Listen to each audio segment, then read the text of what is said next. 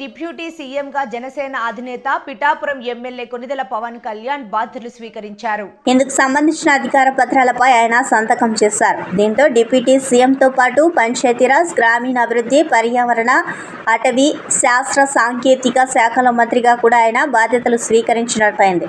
Janasena party కేంద్ర కార్యాలయం నుంచి విజయవాడ చేరుకున్న ఆయన క్యాంపు కార్యాలయంలోకి ఉప ముఖ్యమంత్రిగా తొలిసారి అడుగుపెట్టారు. అనంతరం ప్రత్యేక పూజలు నిర్వహించిన అనంతరం ఆయన బాధ్యతలు స్వీకరించారు.